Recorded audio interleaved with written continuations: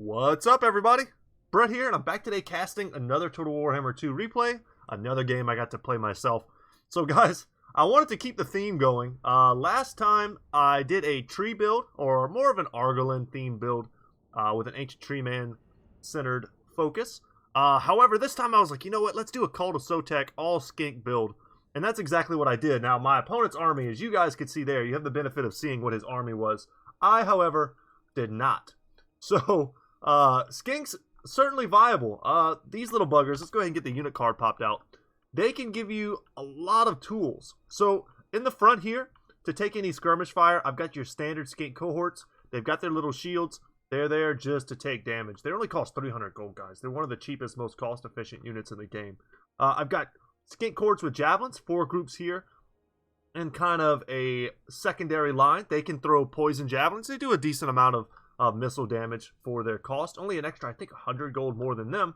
And then the more heavy hitters in my army are going to be my red-crested skinks, with the cohort of Sotek kind of taking up the center here as kind of a bodyguard position for Tehenawan, who is, of course, my lord. So 3 groups of them. I've got a skink chief on the back of a standard stegodon, so he's giving me my range, right?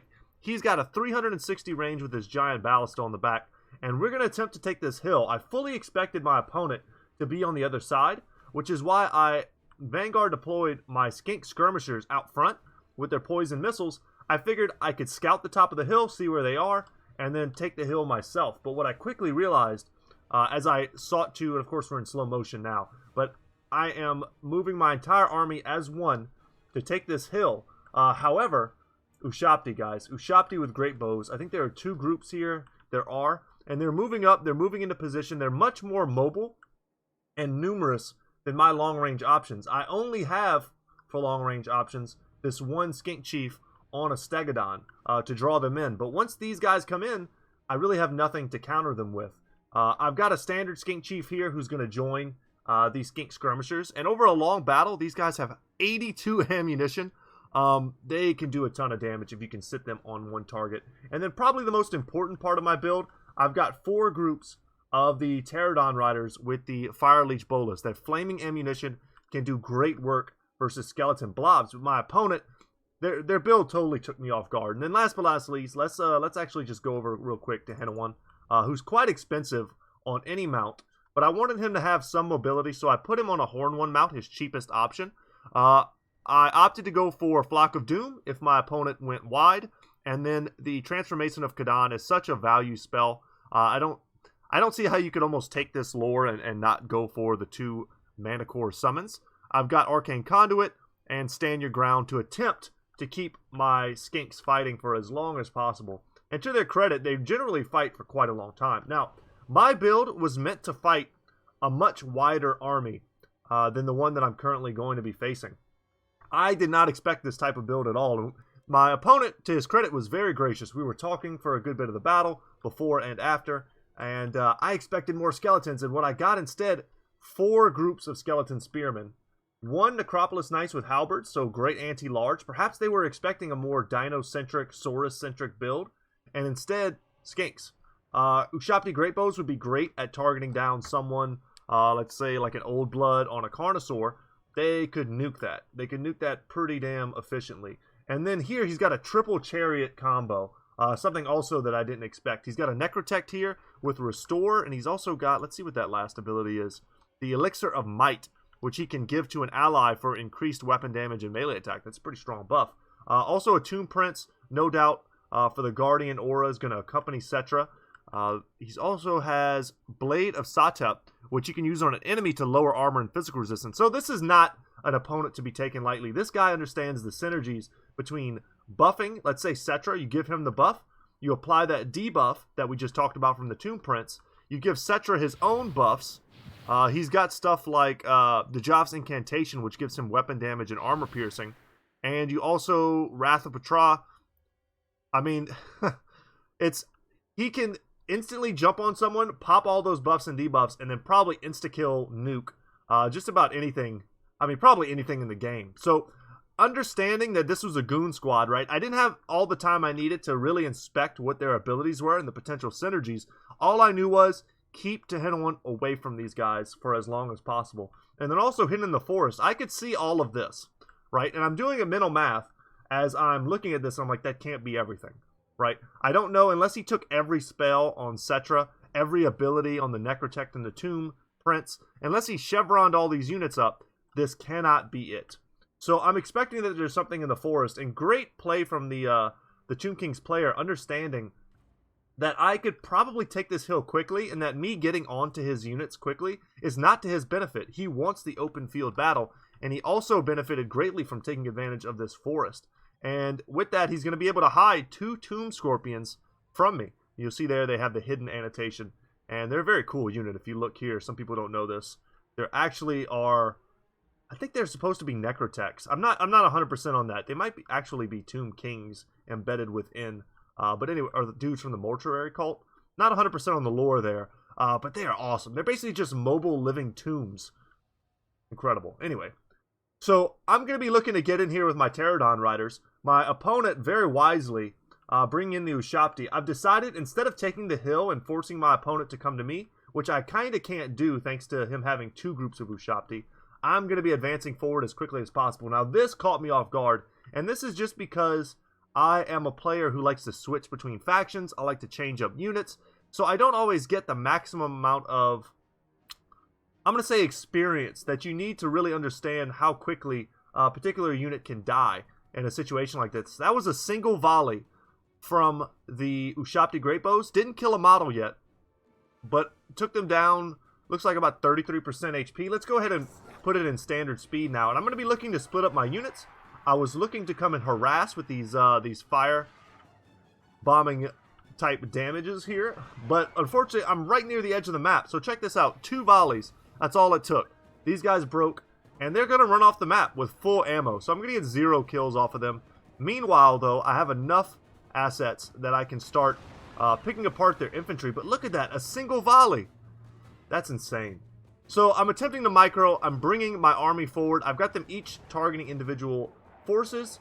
I think the Tomb Scorpions rather, are still invisible, but I'm going to see them in just a second here as they come out of the forest. And at that point, I realize I need to start diverting some of my forces to go and deal with that, at least to hold them in position long enough for me to get more value. I'm confident that this group will rally. Pterodon Riders still just going to focus on that, and I'm just going to have to inundate them. I need to throw something here to keep this from getting out of hand. I realize I've got 3 chariots on this flank. I've got 2 Tomb Scorpions on this flank, and I don't really have what I need to stop them. I don't have spearmen, right? I don't have Saurus spears that can hold them up and protect me. I don't have a bunch of large units that can get in their way and stop them. But what I can do here, I've realized I've kind of left my Skink Chief vulnerable. I had him sitting back here trying to kill models. He's killed 2 models of the Necropolis Knights with halberds, which is a pretty good pick. Chariots, not going to be the best at dealing with Skink Chief on a heavily armored Stegodon. You see here, they're lowering my armor and physical resistance down to 80 armor. But what I'm going to do here is I'm trying to screen out. My formation's a bit sloppy here, but my micro was really stressed. I'm pulling in the armor piercing. I think that's the best I can do on the red-crested skinks. I don't really want to fight them. You'll notice I'm not pushing to engage them. I'm pushing to cover my Skink Chief. I'm going to make a little like defensive formation here. I don't want all my units engaged at once. I feel like I'm winning this battle here, right? My Pterodon Rider's still up in the skies. We're destroying the infantry. We are engaged in the Necropolis Knights in a combat that they don't really want to be a part of. Skink Chief here still was debuffed. And I'm trying to split up my ranged units. We've got a lot of them. So I'm protecting Tehinawan. I'm protecting my Skink Chief. I feel like I honestly can't win without him. I've got my other Skink Chief here just shooting away. But as we start to kill them, the Tomb King's passive will pop. They'll all get a heal, right? It's a map-wide heal. He gets 3 of them. And then he also gets a summon of Ushabti. So it's important whenever you play as the Tomb Kings, you don't want to go full construct build, because then you don't get the benefit of the heals, and you don't get the benefit of the free Ushabti summon. So good, probably very intentional from this player here, knowing that bringing even just 4 groups of Skeleton Spearmen is enough to trigger those army losses and to trigger those buffs. So I'm constantly having to rally and re-micro my Skinks. I'm taking stock of the battlefield. As my Skinks route and rally. I'm going to be attempting to pull them back to the best of my ability. But a summoned Pharaoh Manticore here from Tehenowan. Going to be trying to snipe out this Scorpion, and I think he can do it. As my skink cohorts with javelins run out of ammo, they're basically just now skinks.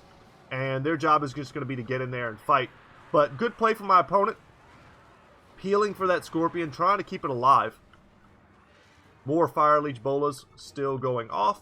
I'm consolidating a bit here. I want to protect my Skink Chief, who is now taking direct Ushabti fire. They're going to win that trade. He's just kind of a big sponge for me. Let's see what he's shooting at now. I think he's trying to help take out that Tomb Scorpion. All of my poison damage, unfortunately, probably poisoning myself, as often happens, and I certainly am poisoned. You want to be very careful about where you shoot poison ammunition. If you're the one with the infantry blob, you're probably just going to hit your own guys. But I didn't really feel like I had much of a choice. A Flock of Doom going off there, not going to do much damage, maybe 100 or 200 apiece, which is not a ton in the grand scheme of things. But I'm sitting there expecting a large infantry blob, and instead all I've got is single targets. So an overcasted Flock of Doom actually does armor piercing, which is not bad. And I see here at the last second, this Ushabti summons coming in, and I'm going to see if I can't help out. Unfortunately, all the DPS that I turn onto these summon units is wasted. They're summon units. They are going to fade eventually, but they get a full surround on my Skink Chief. And we're going to see how I'm able to peel and try and keep that unit alive. It still has a lot of ammunition. That's a lot of armor-piercing potential.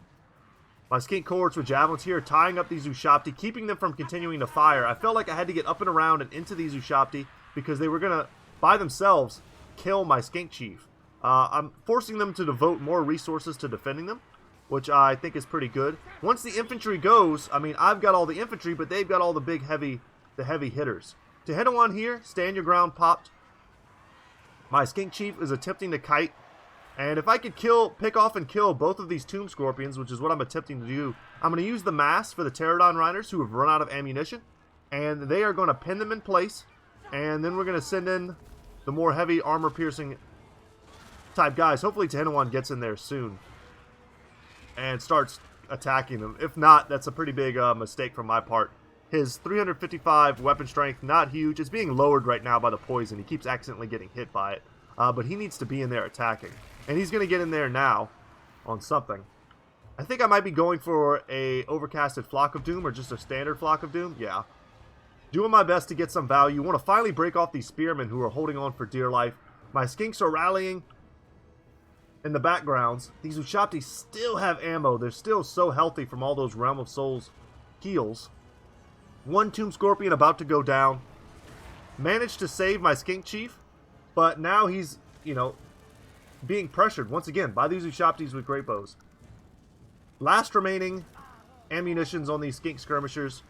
We've got enough of a lead here that we're not getting poisoned by our own guys. And I'm going to use these dudes to try and screen for me. Unfortunately, these are not Chameleon Skinks. They do not have poison and melee. But, yeah, we just didn't have the single target type power that we needed. And once the Tehenowan got caught up to, that was it. We maybe still had a chance to do a little bit better. But we had nothing, really. No answer for this goon squad. And then fighting to the last skink. I almost said last man. That's very insensitive. These are the last skinks. The cohort of Sotek, who did very well this battle. Their armor piercing is great. Making it, if they had to stand here and fight, they could beat this unit pretty easily. This is an anti-large unit. These guys are armor piercing. They apply poison. And they also have an ability, which I'm going to pop here, Refuse to Die. It's going to keep their models from falling. So they're going to keep fighting at like the utmost combat effectiveness that they can. And that's also going to make it so that that ability that Cetra just popped did absolutely nothing. But, it wears off after a few seconds. And then your units will die because they'll essentially be at like 1 HP apiece. And then, we'll just watch the last stand of the brave Olaf Skinks. 16 of them here. They really decimated these Necropolis Knights. So what I attempted to do this battle was to come in here, overwhelm a skeleton army, but what I instead fought was a goon squad and a bunch of constructs, and I just did not have the answers. A more traditional Lizardman army would have had a much better shot versus these guys, had I mixed in some Saurus Spears, some fast-moving Cav, some a Carnosaur perhaps, something like that. I would have very easily, I think, had the tools to combat this, if not win. I mean, my opponent was very good. That much was obvious. His targeting was excellent. He knew exactly what to hit with his Ushapti. He knew where to go with his Tomb Scorpions. He got into my back line and forced me to behave in different patterns. He understood that his Skeleton Spearmans were literal fodder there to just keep his unit safe. And then his Goon Squad here did excellent. I didn't catch in the battle, but I'm sure the Necrotech was using Restore to keep these Tomb Scorpions and Ushapti alive. Without that, we probably would have gotten some earlier picks and perhaps been able to swing the balance of power. But the fact that these Tomb Scorpions into the late game were still combat effective was so detrimental. Losing one of my Pterodon Riders early on was also pretty gross. I should have respected, I think, the Ushapti Great Bows a bit more and kept my Pterodon Riders back until perhaps the battle had already been joined. But I was looking to test my opponent's micro. I was hoping, honestly, that he would fail under pressure, that I would hit him from 4 different directions, and as my army marched, I would be able to take a lot of the heat off of my main army. And it worked to a point, but I really vastly underestimated the strength of the Ushapti Great Bows. They just turned and nuked every unit they shot at. So, anyway, guys, I hope you enjoyed this battle. I thought it was fun. In the next one, I don't know. I don't know what I'm going to do. I might do like an all... I want to keep the thematic theme rolling. We could do like an all Bretonnian peasant build, or we could go... I'm all about like taking units that people think are the worst and making them good. And like I said, I think against a certain different type of build, this would have been really strong. But against this build, not so much. What could we do next? What could be fun? Do like a high elf chariot build? I'll come up with something. I'll keep it fun. But anyway, guys, thank you so much for watching. If you'd like to send me replays, all you got to do is join the Discord. The link is in the description down below. And there's a Total War replays where you can submit your replays if you would like. I'd be happy to cast them. And yeah, that's it, guys. Take care. And as always, I will see you in the next one. Later, y'all.